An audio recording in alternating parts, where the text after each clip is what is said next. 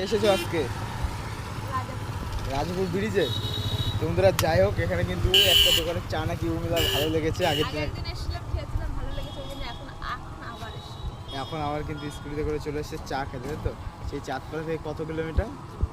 এখান থেকে 7 কিলোমিটার হবে না? 7 কিলোমিটার। 7 কিলোমিটার মানে পার করে 10 টাকার চা। 7 কিলোমিটার স্কুটি চালিয়ে এসে 10 টাকার চা। 50 টাকা তেল পুড়িয়ে এসে 10 টাকার চা।